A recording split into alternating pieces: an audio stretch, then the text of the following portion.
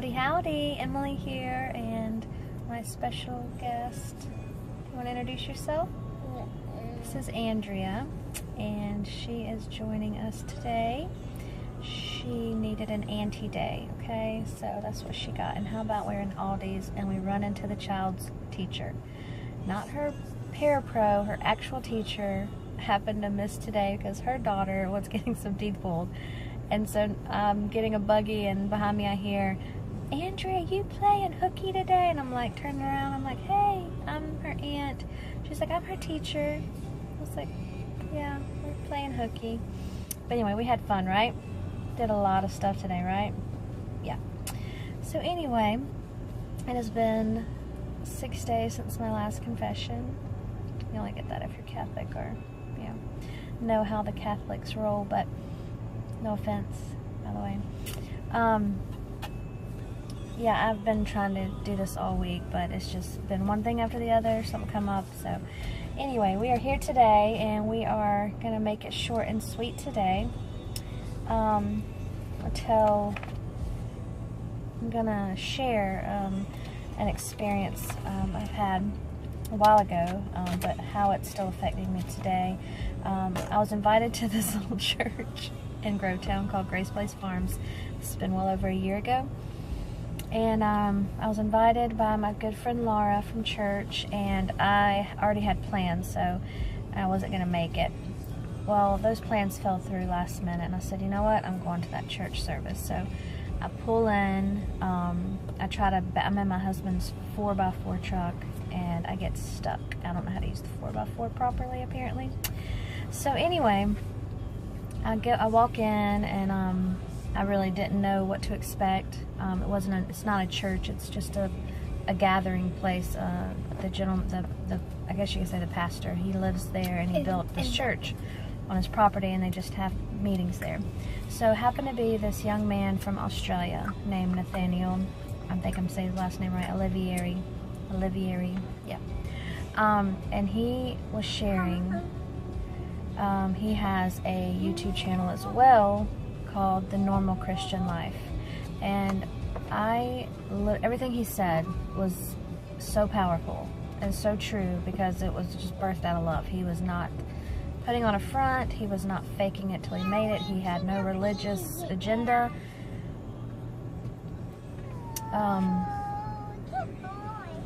Sorry guys.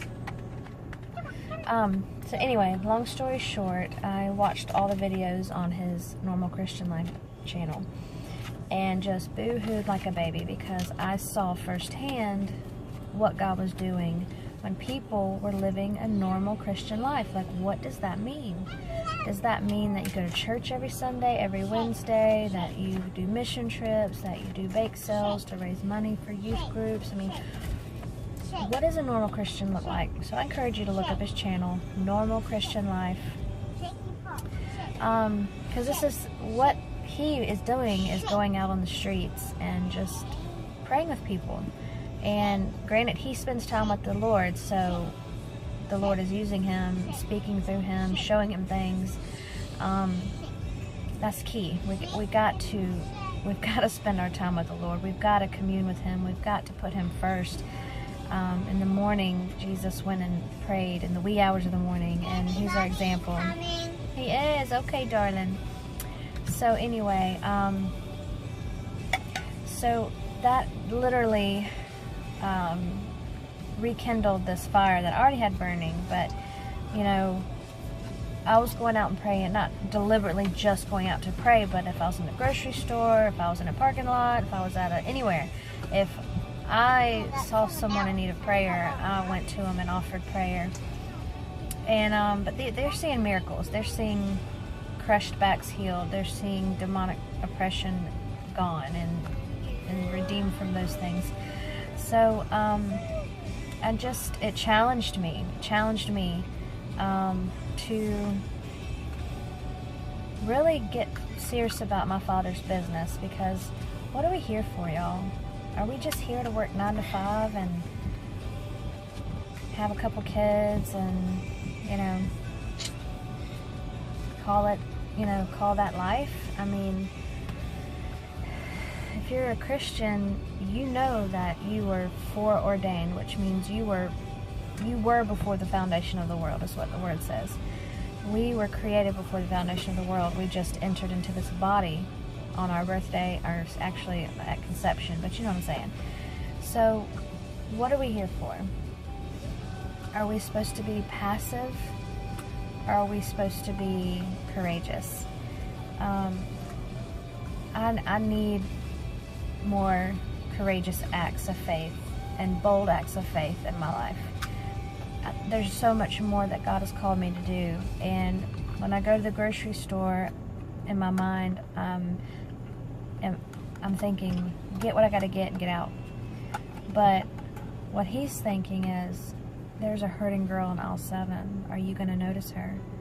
Are you going to even be sensitive enough to my spirit to know that I'm setting you up to meet her and to minister my love to her?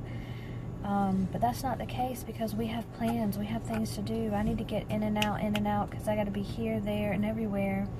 And we don't even give time to the Lord to manifest His power and His love in and through us. But that's why we're here. We are the Lord's body. We are His hands and His feet in the earth. He is our head. Jesus is the head of the church. And we've got to buckle down. Quit being passive and complacent and so self-consumed. And this, I am preaching to myself. Believe me, I am ready. People, in Hebrews 12, it tells us that the whole creation is groaning and yearning for the manifestation of the sons of God. Well, that's us. We are His children. And when He says sons, He's not excluding daughters.